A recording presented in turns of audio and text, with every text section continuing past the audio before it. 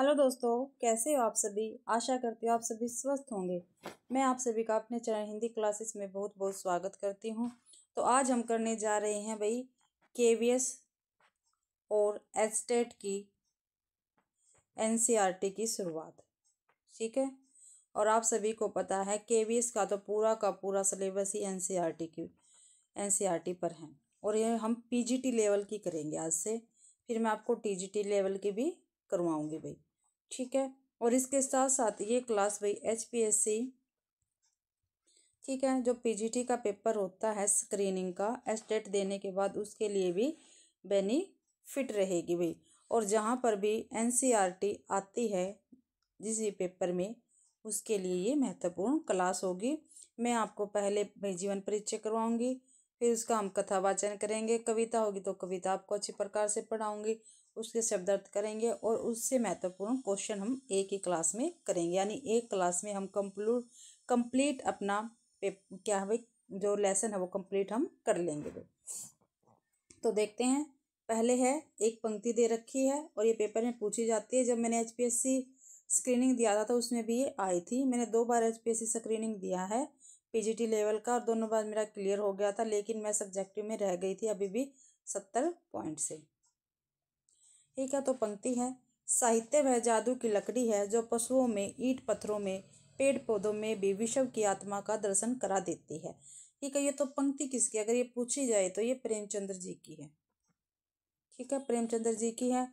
और कहाँ से ली गई है, ये है जीवन में साहित्य का स्थान, यहाँ से ये पंक्ति ली गई है भाई। फिर हम जीवन परिचय करते हैं हमारे प्रेमचंद्र जी का। तो प्रेमचंद्र जी का मूल नाम धनपत राय था। जन्म इनका कहाँ हुआ था, 1880 ईस्वी में लम्हे गांव उत्तर प्रदेश में हुआ था। और इनकी प्रमुख रचनाएं सेवा सदन, प्रेमाश्रम, रंगभूमि, निर्मला, कायाकल्प, गबन, कर्मभूमि, गोदानी, ये तो इनके क्या है उपन्यास हैं। सोजे वतन, मानसरोवर, 8 खंड, गुप्त धन, ये है इनके कहानी संग्रह। ठीक है, करबला, संग्राम, प्रेम की देवी, ये क्या है इनके नाटक हैं। कुछ विचार विविध प्रसंग, ये क्या है इनके निबंध संग्रह है भाई। और इनकी मृत्यु वैसे 1930 ईस्वी में हो गई थी। ठीक है, आगे इनके विषय में दे रखा है, इसमें से भी पेपरों में आता है भाई, ध्यान रखना। प्रेमचंद्र हिंदी कथा साहित्य के शिखर पुरुष माने जाते हैं। जो प्रेमचंद्र जी है वो कथा साहित्य के क्या माने जाते हैं, शिखर पुरुष माने जाते हैं। कथा साहित्य के इस शिखर पुरुष का बचपन अभाव में बीता। स्कूली शिक्षा पूरी करने के बाद पारिवारिक समस्याओं के कारण जैसे तैसे बीए तक की पढ़ाई की। अंग्रेजी में एमए करना चाहते थे, लेकिन जीवन यापन के लिए नौकरी करनी पड़ी। सरकारी नौकरी मिली भी, लेकिन महात्मा गांधी के असहयोग आंदोलन में सक्रिय होने के कारण त्याग पत्र देना पड़ा। क्या भाई, जिनको सरकारी नौकरी मिल गई थी, लेकिन ये महात्मा गांधी जी के साथ असहयोग आंदोलन में क्या थे, सक्रिय थे, इसलिए इन्होंने उस नौकरी से त्याग पत्र दे दिया था। राष्ट्रीय आंदोलनों से जुड़ने के बावजूद लेखन कार्य सुचारू रूप से चलता रहा। क्या भी जो राष्ट्रीय आंदोलन थे उनमें भी प्रेमचंद्र जी ने भाग लिया और अपना जो लेखन कार्य था वो भी क्या है इनका चलता रहा। पत्नी शिवरानी देवी के साथ अंग्रेजों के खिलाफ आंदोलन में हिस्सा लेते रहे। पत्नी का क्या नाम था, शिवरानी देवी, और ये इनकी दूसरी पत्नी थी। ठीक है, दूसरी पत्नी थी। और जो ये शिवरानी देवी जी है ये क्या थी, बाल विधवा थी। क्या थी भाई, बाल विधवा थी। ठीक है, और इन्होंने प्रेमचंद्र जी के बारे में लिखा है प्रेमचंद्र घर में, कई बार पूछा गया है। प्रेमचंद्र घर में किसकी है, शिवरानी देवी जी की। ठीक है, उनके जीवन का राजनीतिक संघर्ष उनकी रचनाओं में सामाजिक संघर्ष बनकर सामने आया। जीवन का यथार्थ और आदर्श दोनों था। आगे हैं, हिंदी साहित्य के इतिहास में कहानी और उपन्यास की विधा के विकास का काल विभाजन प्रेमचंद्र को ही केंद्र में रखकर किया जाता रहा है। ठीक है, जो हम हिंदी साहित्य करते हैं, ठीक है, उसका कहानी और उपन्यास विधा का जो भी काल का विभाजन हुआ है वो प्रेमचंद्र जी को ध्यान में रखकर किया गया है। जैसे प्रेमचंद्र पूर्व युग, प्रेमचंद्र युग, प्रेमचोत्तर युद्ध भाई। क्या भाई, प्रेमचंद्र से पूर्व के जितने भी लेखक थे उनका युग हो गया, फिर प्रेमचंद्र का युग हो गया, फिर प्रेमचंद्र उत्तर युग। ठीक है, जो प्रेमचंद्र के बाद के जितने भी कवि आए हैं, ठीक है, उनका युग उसमें हो गया। यह प्रेमचंद्र के निर्विवाद महत्व का एक स्पष्ट प्रमाण है। वस्तुतः प्रेमचंद्र ही पहले रचनाकार है जिन्होंने कहानी और उपन्यास की विधा को कल्पना और रोमानियत के धुंधलेके से निकालकर यथार्थ की ठोस जमीन पर प्रतिष्ठित किया है। यथार्थ की जमीन से जुड़कर कहानी की सागाई तक सीमित न रहकर पढ़ने पढ़ाने की परंपरा से भी जुड़ी। इसमें उनकी हिंदी उर्दू मिश्रित भाषा का विशेष योगदान रहा है। तो हिंदुस्तानी भाषा कैसी है भाई? हिंदी उर्दू मिश्रित भाषा है। उनके यहाँ हिंदुस्तानी भाषा अपने पूरे ठाट बाट और जातीय स्वरूप के साथ क्या थी? आई थी भाई। ठीक है, आगे है उनका आरंभिक कथा साहित्य कल्पना, संयोग और रोमानियत के ताने बाने से बुना गया। जो उनका प्रारंभिक कथा साहित्य था वो कल्पना थी, संयोग और रोमानियत के ताने बाने से बुना था। लेकिन एक कथाकार के रूप में उन्होंने लगातार विकास किया। पंच परमेश्वर जैसी कहानी क्या है भाई? जो पंच परमेश्वर वो क्या है? इनकी कहानी है। सेवा सदन जैसे उपन्यास, सेवा सदन क्या है? उपन्यास है, के साथ सामाजिक जीवन को कहानी का आधार बनाने वाली यथार्थवादी कला के अग्रदूत के रूप में सामने आए। यथार्थवाद के भीतर भी आदर्शोन्मुख यथार्थवाद से आलोचनात्मक यथार्थवाद तक विकास यात्रा प्रेमचंद्र ने की भी। एक आदर्शोन्मुख और यथार्थवाद स्वयं उनकी गढ़ी हुई क्या है भाई? संज्ञा है। जो भी ये पेपर में पूछा जाता है, जो प्रेमचंद्र आदर्शोन्मुख और यथार्थवाद किन की भाई कथा में है? तो किस में है? प्रेमचंद्र जी की कथा में ही। कहानी और उपन्यास में ये हमेशा यथार्थोन्मुख से यथार्थवाद की तरफ ये लेकर जाते हैं।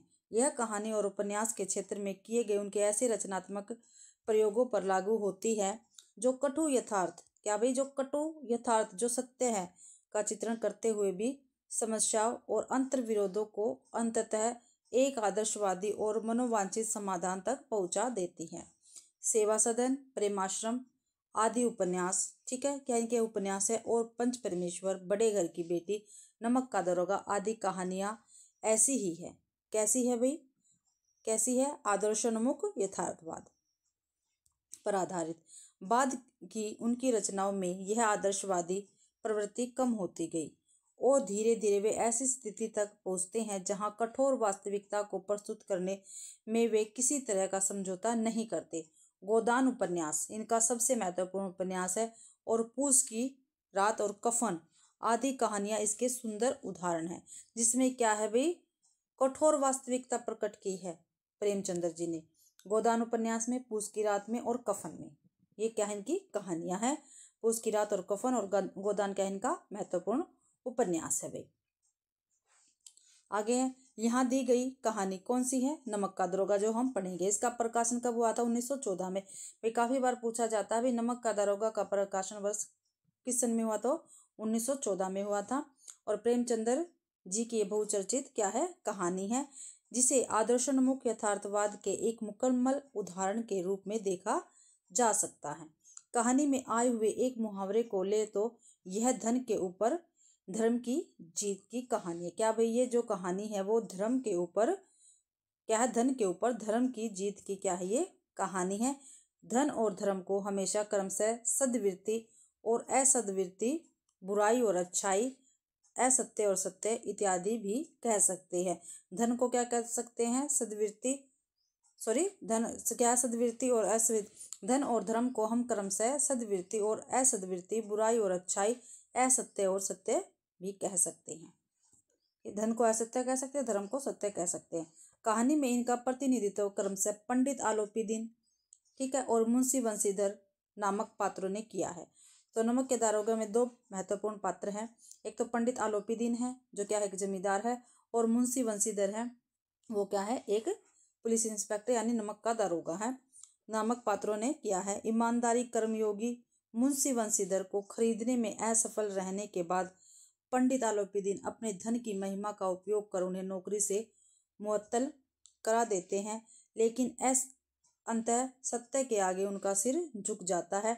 वे सरकारी महकमे से बर्खास्त बंशीधर को बहुत ऊंचे वेतन और भत्ते के साथ अपनी सारी जायदाद का सताई मैनेजर नियुक्त करते हैं और गहरे अपराध बोझ से भरी हुई वाणी से निवेदन करते हैं। देखो ये जो है भाई, ठीक है, ये बहुत ही महत्वपूर्ण लाइन है और पेपर में पूछी गई है। परमात्मा से यही प्रार्थना है कि वह आपको सदैव वही नदी के किनारे वाला बेमुरव्वत, उदंड किंतु धर्मनिष्ठ दरोगा बनाए रखे। ठीक है, ये किसने कहा था? तो ये कहा था पंडित आलोपीदीन ने। किससे कहा था? मुंशी बंशीधर से भी। कहानी के इस अंतिम प्रसंग से पहले तक की समस्त घटनाएं प्रशासनिक और न्यायिक व्यवस्था में व्याप्त भ्रष्टाचार तथा उस भ्रष्टाचार की व्यापक सामाजिकता स्वीकृतियां और को अत्यंत साहसिक तरीके से हमारे सामने उजागर करती है। ईमानदार व्यक्ति के अभिमन्यु के सामने निहत्थे और अकेले पड़ते जाने की अर्थात तस्वीर इस कहानी की बहुत बड़ी खूबी है। किंतु प्रेमचंद्र इस संदेश पर कहानी को खत्म नहीं करना चाहते, क्योंकि उस दौर में वे मानते थे कि यदि यथार्थवाद हमको निराशवादी बना देता है, मानव चरित्र से हमारा विश्वास उठ जाता है, हमको चारों तरफ बुराई ही बुराई नजर आने लगती है। कि ये क्या है? उपन्यास शीर्षक से निबंध है। ठीक है, ये काफी महत्वपूर्ण है, ये आप ध्यान रखना। इसलिए कहानी का अंत सत्य की जीत के साथ होता है। अब हम क्या है, इसकी कहानी करेंगे। क्या भी? नमक का दरोगा। क्या है? नमक का दारोगा। ठीक है, ध्यान से देखना। इसमें मैं आपको क्वेश्चन भी बताती चलूंगी और अलग से मैं क्वेश्चन करवाऊंगी और शब्दार्थ भी करवाऊंगी। चाहे हमारी ये आधा घंटा 1 घंटे क्लास हो, लेकिन आप कंप्लीट इसको देखोगे। ये देखने के बाद आपके जो पेपर में क्वेश्चन आएंगे उसके सारे वो क्वेश्चन आप सारे के सारे आराम से कर सकोगे। जब नमक का नया विभाग बना और ईश्वर प्रदत्त वस्तु के व्यवहार करने का निषेध हो गया तो लोग चोरी छिपे इसका व्यापार करने लगे। अनेक प्रकार के छल प्रपंचों का सूत्रपात हुआ। किसके बारे में ये बात हो रही है? तो ये नमक के बारे में बात हो रही है भाई। कोई घूस से काम निकलवाता था, कोई चालाकी से। अधिकारियों के पोबारा थे। क्या थे भाई? अधिकारियों के पोबारा थे। पटवारीगिरी का सब सम्मानित पद छोड़ छोड़कर लोग इस विभाग की बरकंदाजी करते थे। इसके दारोगा पद के लिए तो वकीलों का भी जी ललचाता था। ठीक है, यह वह समय था जब अंग्रेजी शिक्षा और ईसाई मत का लोग एक ही वस्तु समझते थे। फारसी का प्रारंभ था। क्या था भी? फारसी का प्रारंभ था। प्रारंभ था प्रेम की कथाएं और श्रृंगार के रस के काव्य पढ़कर फारसी दो लोग सर्वोच्च पदों पर नियुक्त हो जाते थे। क्या था भाई इस टाइम? प्रेम की कथाएं और श्रृंगार रस के काव्य पढ़कर जो फारसीदा लोग थे वो सर्वोच्च पद पर नियुक्त हो जाते थे भाई, उनको नौकरियां मिल जाती थी ऊंचे ऊंचे पदों पर। ठीक है, फिर मुंशी बंशीधर भी जुलेखा की वीरा कथा समाप्त करके मजनू और फरहाद से प्रेम वृत्तांत को नल और नील की लड़ाई और अमेरिका के आविष्कार से अधिक महत्वपूर्ण की बातें समझते हुए रोजगार की खोज में निकले। ठीक है, ये लाइन भी काफी इंपॉर्टेंट है और मैंने इसको क्या कर रखा भाई? हाईलाइट कर रखा है। उनके पिता एक अनुभवी पुरुष थे। समझाने लगे, बेटा घर की दुर्दशा देख रहे हो, ऋण के बोझ से दबे हुए हैं। लड़कियां हैं वह घास फूस की तरह बढ़ती चली जाती हैं। ये भी यहाँ से पंक्ति आई हुई है पेपर में। क्या है? लो, जो लड़कियां हैं वह घास फूस की तरफ बढ़ती चली जाती है। एक मैं कगारे का वृक्ष हो रहा हूँ, और यहाँ से भी आया है। देखो, ये रहा, यहाँ से भी आया। अभी मैं कगारे का वृक्ष हो रहा हूँ, ये किसने कहा है? तो ये मुंशीधर के पिता मुंशी ने कहा है। न मालूम कब गिर पड़ूं। अब तुम ही घर के मालिक मुख्तियार हो। नौकरी में ओहदे की ओर ध्यान मत देना, यह पीर का मजार है। निगाह चढ़ाए पर और चादर पर रखनी चाहिए। ऐसा काम ढूंढना जहाँ कुछ ऊपरी आय हो। मासिक वेतन, देखो ये लाइन भी यहाँ से आई है। मासिक वेतन तो पूर्ण मासिक का चांद है जो एक दिन दिखाई देता और घटते घटते लुप्त हो जाता है। ऊपरी आय, जो ऊपर की आय है, वो क्या है? बहता हुआ स्रोत है जिससे सदैव प्यास बुझती है। वेतन मनुष्य देता है, इसी से उससे वृद्धि नहीं होती। ऊपरी आमदनी ईश्वर देता है, इसी से उसकी बरकत होती है। तुम स्वयं विद्वान हो, तुम्हें क्या समझाऊं? इस विषय में विवेक की बड़ी आवश्यकता है। देख लो भी, पिता है और क्या शिक्षा दे रहा है। मनुष्य को देखो, उसकी आवश्यकता को देखो और अवसर को देखो, उसके उपरांत जो उचित समझो करो।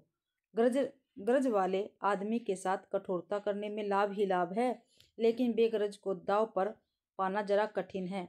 इन बातों को निगाह में बांध लो, यह मेरी जन्म भर की कमाई है। तो ये जो जितना बड़ा संवाद है, ये किसने किससे कहा है? तो ये वंशीधर के पिता ने वंशीधर से कहा है भाई। इस उपदेश के बाद पिताजी ने आशीर्वाद दिया। वंशीधर क्या थे? आज्ञाकारी पुत्र थे। ये बातें ध्यान से सुनी और तब घर से चल खड़े हुए। क्या हुआ भाई? घर से चल खड़े हुए। इस विस्तृत संसार में उनके लिए, ठीक है, ये भी काफी बार आई है लाइन जो मैंने हाईलाइट कर रखी है। धैर्य क्या था? धैर्य अपना मित्र। क्या था भाई? धैर्य अपना मित्र। ये हमारे लिए भी लागू होती है। जो धैर्य है वो क्या है? अपना मित्र है। बुद्धि क्या? अपनी पथ प्रदर्शक है। और आत्मावलंबन ही अपना सहायक है। क्या भाई? आत्मावलंबन अपना सहायक था। लेकिन अच्छे सुकून से चले थे। जाते ही नमक विभाग के दारोगा पद पर प्रतिष्ठित हो गए। कौन सी नौकरी मिली भाई मुंशी बंशीधर को? नमक दारोगा की। वेतन अच्छा था और ऊपरी आय का तो ठिकाना ही न था। वृद्ध मुंशी जी, ठीक है, क्या उनके पिता का नाम? मुंशी जी। ये भी पेपर में पूछा गया है।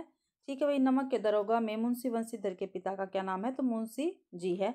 को सुख संवाद मिला तो फूले न समाये। महाराज कुछ नरम पड़े। कलवार की आवश्यक क्या भाई सॉरी एक मिनट कलवार की आशा लताए लहराई। पड़ोसियों के हृदय में सूल उठने लगी। तो क्या था भाई? जाड़े के दिन थे और रात का समय था। नमक के सिपाही चौकीदार नशे में मस्त थे। मुंशी बंशीधर को यहाँ आया भी 6 महीनों से अधिक न हुए थे, लेकिन इस थोड़े समय में ही उन्होंने अपनी कार्यकुशलता और उत्तम आचार से अफसरों को मोहित कर लिया था। अफसर लोग उन पर बहुत विश्वास करने लगे। नमक के दफ्तर से 1 मील की ओर जमुना बहती थी। तो क्या आएगा भाई? जो नमक का दफ्तर था उससे कितनी दूर जमुना बहती थी? तो 1 मील पूर्व की ओर जमुना बहती थी। और जमुना ही आएगा, यमुना नहीं लिखना है। उस पर नाव का एक पुल बना था। क्या बना था? नाव के लिए एक पुल बना हुआ था। दारोगा जी किवाड़ बंद किए मीठी नींद से सो रहे थे। अचानक आँख खुली तो नदी के प्रवाह की जगह गाड़ियों की गड़गड़ाहट तथा मल्लों का कोलाहल सुनाई दिया। उठ बैठे। इतनी रात गए, गाड़ियों क्यों नहीं नदी के पार जाती? क्यों नदी के पार जाती है? अवश्य कुछ न कुछ गोलमाल है। तर्क ने भ्रम की पुष्टि किया। वर्दी पहनी, तमचा जेब में रखा और बात की बात में घोड़ा बढ़ाए वे पुल पर आ पहुंचे। गाड़ियों की एक लंबी कतार पुल के पार जाती दिखाई दी। डांटकर पूछा, किसकी गाड़ियां हैं? क्या? थोड़ी देर तक सन्नाटा रहा। आदमियों में कुछ कानाफूसी हुई। तब आगे वाले ने कहा, पंडित आलोपी दीन की। तो ये क्वेश्चन भी आया भाई, जो गाड़ियाँ थी वो किसकी थी? तो किसकी गाड़ियाँ थी? पंडित आलोपी दीन की गाड़ियाँ थी। और मैं साथ के साथ आपको क्वेश्चन बताती चल रही हूँ, तो प्लीज़ आप अपनी नोटबुक पर नोट कर लेना। कौन आलोपी दीन? ठीक है, कौन आलोपी दीन? किसने पूछा? बंशीधर ने पूछा। दातागंज के। ठीक है, तो आलोपी दीन कहाँ के थे? दातागंज के थे। ये भी पेपर में आया हुआ है। जो आलोपी दीन थे, पंडित आलोपी दीन, वो कहाँ के रहने वाले थे? तो दातागंज के रहने वाले थे। आगे मुंशी बंशीधर चौके। पंडित आलोपी दीन इस इलाके के सबसे प्रतिष्ठित जमींदार थे। तो क्या थे पंडित आलोपी दीन? सबसे प्रतिष्ठित जमींदार थे भाई। लाखों रुपए का लेन देन करते थे। इधर छोटे से बड़े कौन ऐसे थे जो उनके ऋणी न हो। व्यापार भी बड़ा लंबा चौड़ा था। बड़े चलते पुर्जे आदमी थे। अंग्रेज अफसर उनके इलाके में शिकार खेलने आते और उनके मेहमान होते। 12 मास सदावर्त चलता था। मुंशी जी ने पूछा, गाड़ियाँ कहाँ जाएगी? उत्तर मिला, कानपुर। तो ये क्वेश्चन भी आया हुआ है भाई, गाड़ियाँ कहाँ जाती हैं? तो कहाँ जाने के लिए थी? कहाँ जानी थी? तो कानपुर। लेकिन इस प्रश्न पर इनमें क्या है? सन्नाटा छा गया भाई। पंडित आलोपी दीन ने पूछा, गाड़ी कहाँ जाएगी? तो सबने उत्तर दिया, कानपुर। लेकिन इस प्रश्न पर कि इनमें क्या है, इनमें क्या है, तो क्या हुआ? सन्नाटा छा गया, सब चुप हो गए। दरोगा साहब संदेह और भी बढ़ गया। जो दरोगा साहब का संदेह था वो और भी बढ़ गया। कुछ देर तक उत्तर की बाट देखकर वह जोर से बोला, क्या तुम सब गूंगे हो गए हो? हम पूछते हैं इनमें क्या लदा है? इस बार भी कोई उत्तर न मिला।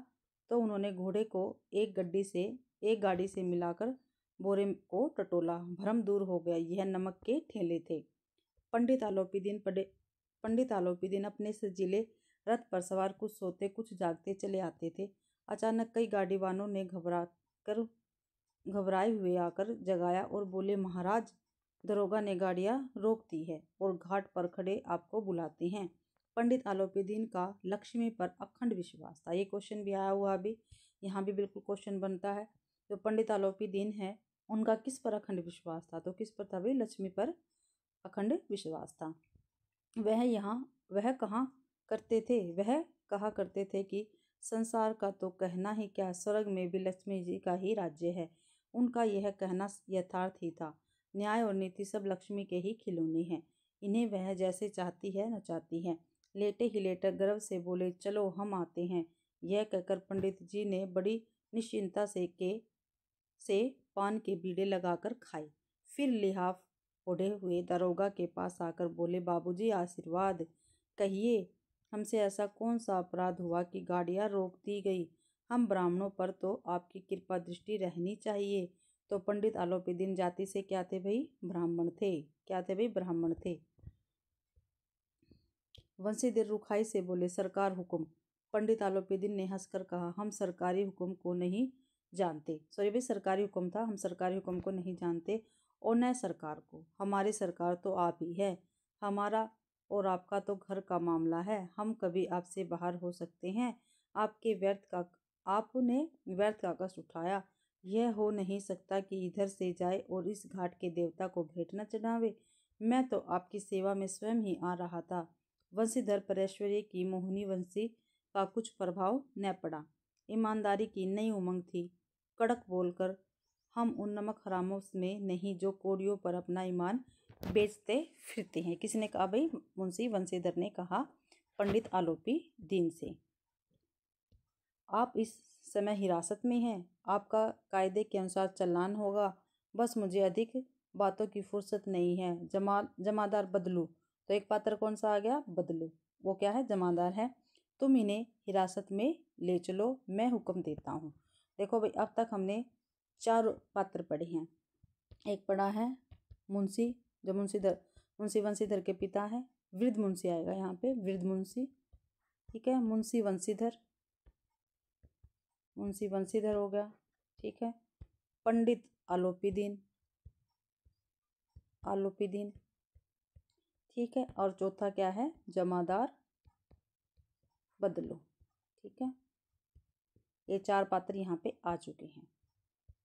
आगे है, पंडित आलोपीदीन संभित हो गए। गाड़ीवानों में हलचल मच गई। पंडित जी ने जीवन में कदाचित यह पहला ही अवसर था कि पंडित जी को यह ऐसी कठोर बातें सुननी पड़ी।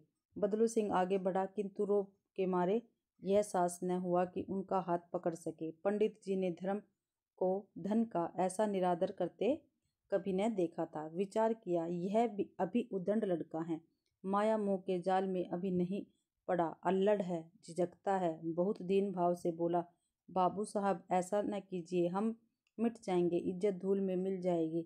हमारा अपमान करने से आपके हाथ क्या आएगा? हम किसी तरह आपसे बाहर थोड़े ही हैं। वंशीधर ने कठोर स्वर में कहा, हम ऐसी बातें नहीं सुनना चाहते। आलोपीदीन ने जिस सहारे को चट्टान समझ रखा था वह पैरों के नीचे से खिसकता हुआ मालूम पड़ा। स्वाभिमान और धन ऐश्वर्य को कड़ी चोट लगी, किंतु अभी तक धन की सांख्यिक शक्ति को पूरा भरोसा था। अपने मुख्तार से बोले, लाला जी 1000 के नोट साहब को भेंट करो, आप इस समय भूखे सिंह हो रहे हैं। तो भाई देखो, सबसे पहले कितने रुपए पंडित आलोपीदीन ने वंशीधर को देने के लिए कहा? तो कितने? 1000 रुपये। ठीक है, वंशीधर ने गर्म होकर कहा, 1000 नहीं, 1,00,000 भी मुझे सच्चे मार्ग से नहीं हटा सकता। ये लाइन भी काफी बार पूछी गई है। आगे है, धर्म की इस बुद्धिहीन दृढ़ता और देव दुर्लभ त्याग पर मन बहुत झुंझलाया। अब दोनों शक्तियों में संग्राम होने लगा। धन ने उछल उछल कर आक्रमण करने शुरू किए। 1 से 5, 5 से 10, 10 से 15, 15 से 20,000 तक नौबत पहुंची, किंतु धन अलौकिक वीरता के साथ इस भूसंख्य सेना के सम्मुख अकेला पर्वत की भांति अटल अविचल खड़ा रहा। आलोपीदीन निराश होकर बोले, अब इससे अधिक मेरा साहस नहीं है, आगे आपको अधिकार है। वंशीधर ने अपने जमादार को ललकारा। बदलू सिंह मन में दारोगा को गालियां देता हुआ पंडित आलोपीदीन की ओर बढ़ा। पंडित घबराकर 2-3 कदम पीछे हट गए। अत्यंत दीनता से बोले, बाबू साहब, ईश्वर के लिए मुझ पर दया कीजिए, मैं 25,000 में निपटारा करने को तैयार हूँ। असंभव बात, 30,000 पर किसी भी तरह संभव नहीं। क्या 40,000 पर भी नहीं? 40,000 नहीं, 40,00,000 पर भी असंभव है। बदलू सिंह, इस आदमी को अभी हिरासत में ले लो, अब मैं एक शब्द भी नहीं सुनना चाहता। धर्म ने धन को पैरों तले कुचल डाला। आलोपी दिन ने एक हष्ट पुष्ट मनुष्य को हथकड़ियां लिए हुए अपनी तरफ आते देखा। चारों ओर निराशा और कातर दृष्टि से देखने लगे। इसके बाद एकाएक मूर्छित होकर गिर पड़े। क्या हुआ भाई, जो पंडित आलोपी दिन थे, ठीक है, वो क्या है, जब जमादार बदलू क्या है उनकी तरफ हथकड़ियां लेकर जाता है तो वो उसे देखकर घबरा जाते हैं और बेहोश होकर नीचे गिर जाते हैं। दुनिया सोती थी पर दुनिया की जीभ जागती थी। सवेरे देखिए तो बालक वृद्ध सबके मुंह से यही बात सुनाई देती थी। जिसे देखिए वही पंडित जी के इस व्यवहार पर टीका टिप्पणी कर रहा था। निंदा की बौछारें हो रही थी। मानो संसार से अब पापी का पाप कट गया। पानी को दूध के नाम से बेचने वाला गवाला, कल्पित रोजाना मच्चे भरने वाले अधिकारी वर्ग, रेल में बिना टिकट सफर करने वाले बाबू लोग, जाली दस्तावेज बनाने वाले सेठ और साहूकार, यह सब के सब देवताओं की भांति गर्दन चला रहे थे। अब दूसरे दिन पंडित आलोपी दिन अभियुक्त होकर कांस्टेबलों के साथ हाथों में हथकड़ियां, हृदय में ग्लानि और शोभ भरे लज्जा से गर्दन झुकाए अदालत की तरफ चले तो सारे शहर में हलचल मच गई। मेलों में कदाचित आंखें इतनी व्यंग्य न होती होगी। भीड़ के मारे छत और दीवार में कोई भेद न रहा। किंतु अदालत में पहुंचने की देर थी। पंडित आलोपी दिन इस अगाध वन के सिंह थे।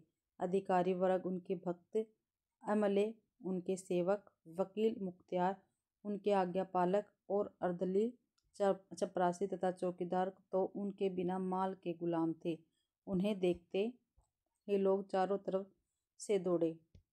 सभी लोग विस्मित हो रहे थे, इसलिए नहीं कि आलोपी दिन ने क्यों यह कर्म किया, बल्कि इसलिए कि वह कानून के पंजे में कैसे आए। ऐसे मनुष्य जिसके पास असाध्य साधन करने वाला धन और अनन्य वाचालता हो, वह कानून के पंजे में आए। प्रत्येक मनुष्य उनसे सहानुभूति प्रकट करता था। बड़ी तत्परता से इस आक्रमण को रोकने के निमित्त वकीलों की एक सेना तैयार की गई। न्याय के मैदान में धर्म और धन में युद्ध ठन गया था। वंशीधर चुपचाप खड़े थे। उनके पास सत्य के सिवा न कोई बल था, न स्पष्ट भाषण के अतिरिक्त कोई शस्त्र। गवाह थे किंतु लोभ से डामाडोल। यहाँ तक कि मुंशी जी को न्याय भी अपनी ओर से कुछ खिंचा हुआ दिख पड़ता था। वह न्याय का दरबार था, परंतु उसके कर्मचारियों पर पक्षपात का नशा छाया हुआ था। किंतु पक्षपात और न्याय का क्या मेल। यह पक्षपात हो, वहाँ न्याय की कल्पना भी नहीं की जा सकती। मुकदमा शीघ्र ही समाप्त हो गया। डिप्टी मजिस्ट्रेट ने अपनी तवीज में लिखा, पंडित आलोपी दिन के विरुद्ध दिए गए प्रमाण निर्मूल और भ्रमात्मक है। वह एक बड़े भारी आदमी है, यह बात कल्पना के बाहरी है। उन्होंने कि उनको थोड़े लाभ के लिए ऐसा दुस्साहस किया हो। यद्यपि नमक के दारोगा मुंशी वंशीधर का अधिक दोष नहीं है, लेकिन यह बड़े खेद की बात है कि उसकी उद्दंडता और विचारहीनता के कारण एक भले मानुस को कष्ट झेलना पड़ा। हम प्रसन्न है कि वह अपने काम से सजग और सचेत रहता है, किंतु नमक से मुकदमे की बड़ी हुई नमक हलाली ने उसके विवेक और बुद्धि को भ्रष्ट कर दिया है। भविष्य में उसे होशियार रहना होगा। देखो भाई, यहाँ पे जो अदालत और कानून का भ्रष्टाचार है वो प्रेमचंद्र जी ने उजागर किया है। वकीलों ने यह फैसला सुना और उछल पड़े। पंडित आलोपी दिन मुस्कुराते हुए बाहर निकले। सज्जन बांधवों ने रुपयों की लूट ली। उदारता का सागर उमड़ पड़ा। उसकी लहरों ने अदालत की नींव तक हिला दी।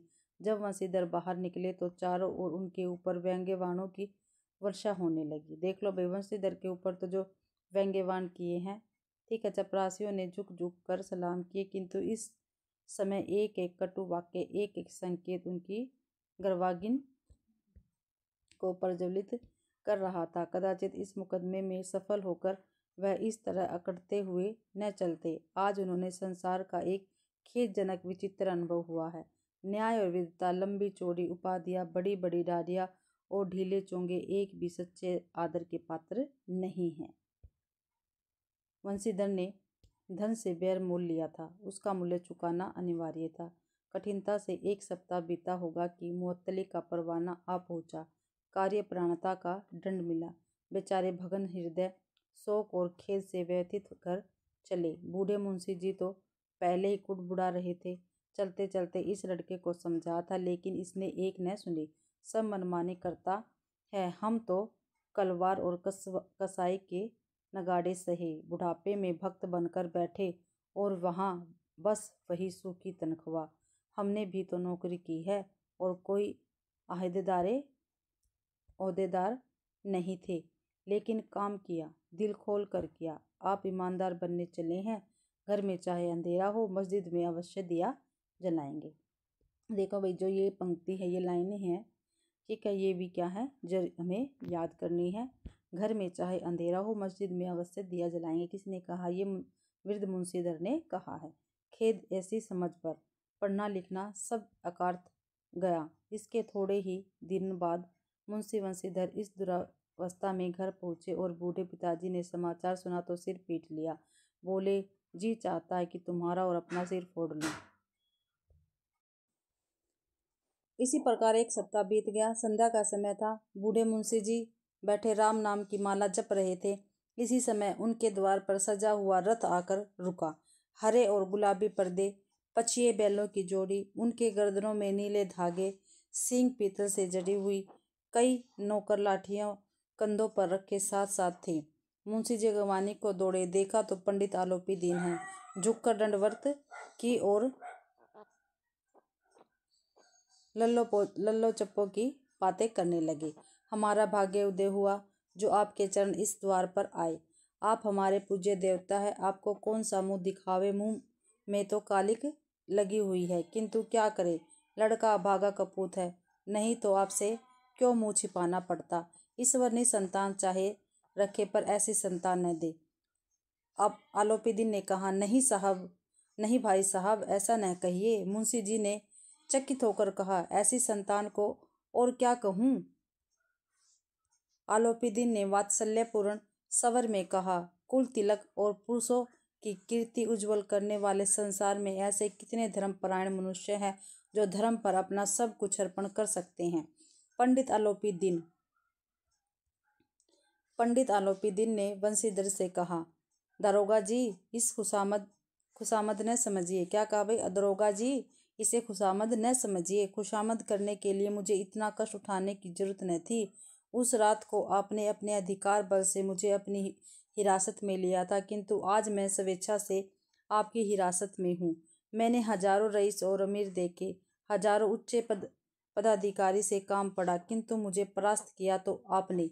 मैंने सबको अपना और अपने धन का गुलाम बनाकर छोड़ दिया। मुझे आज्ञा दीजिए कि आपसे कुछ विनय करूं। बंशीधर ने आलोपीदीन को आते देखा तो उठकर सत्कार किया, किंतु स्वाभिमान सहित। समझ गए कि यह महाशय मुझे लज्जित करने आए और जलाने आए हैं। क्षमा प्रार्थना कर चेष्टा नहीं की, वरना उन्हें अपने पिता की यह ठकुर सुहाती की बात असहाय सी प्रतीत हुई। यह पंडित जी की बातें सुनी तो मन की मेल मिट गई। क्या जी? पंडित जी की बातें सुनी तो पंडित आलोपीदीन जो थे, उनका जो मन का मेल था वो क्या था? मिट गया था। पंडित जी की ओर उड़ती हुई दृष्टि से देखा, सद्भाव झलक रहा था। गर्व ने अब लज्जा के सामने सिर झुका दिया। शर्माते हुए बोले, यह आपकी उदारता है जो ऐसा कहते हैं। मुझसे जो कुछ अविनय हुई है उसे क्षमा कीजिए। मैं धर्म की बेड़ी में झगड़ा हुआ था, नहीं तो वैसे मैं आपका दास हूँ। जो आज्ञा होगी वह मेरे सिर माथे पर। आलोपीदीन ने विनती भाव से कहा, नदी तट पर आपने मेरी प्रार्थना नहीं स्वीकार की।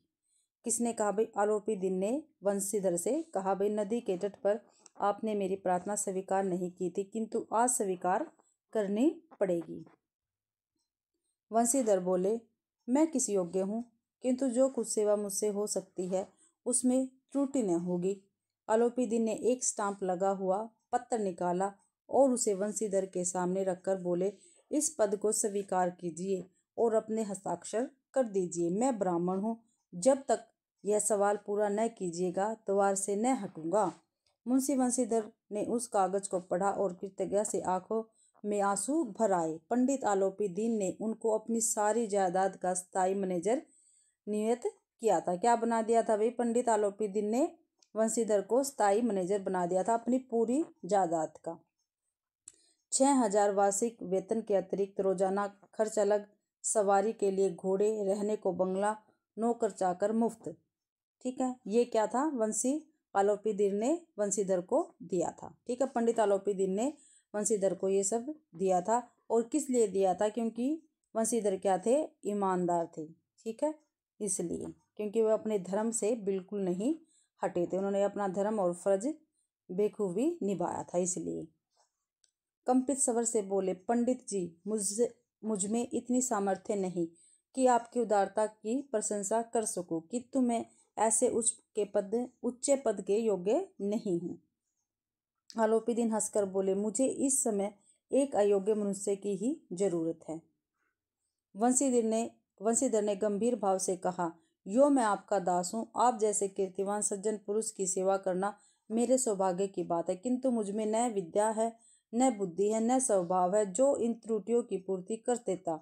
ऐसे महान कार्य के लिए एक बड़े मर्मज्ञ अनुभवी मनुष्य की जरूरत है। आलोपीदीन ने कलमदान से कलम निकाली और उसे वंशीधर के हाथ में देकर बोले, न मुझे विद्वता की चाह है, न अनुभव की, न मर्मज्ञता की, न कार्यकुशलता की। इन गुणों के महत्व का परिचय खूब पा चुका हूँ। अब सौभाग्य और सुअवसर ने मुझे वह मोती दे दिया है जिसके सामने योग्यता और विद्वता की चमक फीकी पड़ जाती है। यह कलम लीजिए, अधिक सोच विचार न कीजिए, दस्तखत कर दीजिए। परमात्मा से यही प्रार्थना है कि वह आपको सदैव वही नदी के किनारे वाला बेमुरव्वत, उदंड, कठोर परंतु धर्मनिष्ठ दरोगा बनाए रखे। ये किसने कहा भाई? पंडित आलोपीदीन ने कहा मुंशी वंशीधर से कि परमात्मा से यही प्रार्थना है कि वह आपको सदैव वही नदी के किनारे वाला बेमुरव्वत, उदंड, कठोर परंतु धर्मनिष्ठ दरोगा बनाए रखे। ठीक है भाई, तो इसी के साथ ही क्या हमारी आज की कहानी कंप्लीट होती है, नमक का दरोगा। ठीक है, होती है भाई। और इसके बाद क्या हमारे शब्दार्थ है, क्योंकि शब्दार्थ जो होते हैं इसमें से भी क्वेश्चन पूछे जाते हैं, तो आप इनको भी कर लीजिए। बरकंदाजी क्या होती है? बंदूक लेकर चलने वाला सिपाही या चौकीदार। सदाव्रत हमेशा अन्न बांटने का व्रत। क्या भाई? हमेशा अन्न बंटता रहे।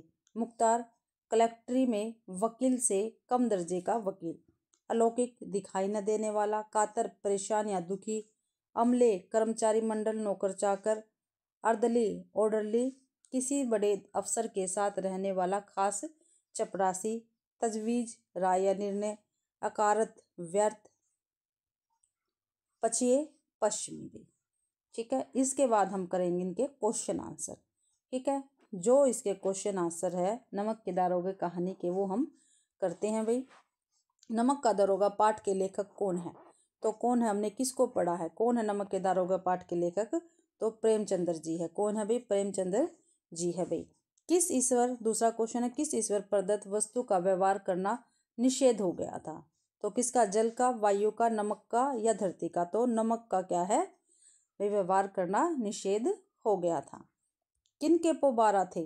गृहिणियों के, अधिकारियों के, पतियों के, बच्चों के। तो अधिकारियों के पो 12 थे।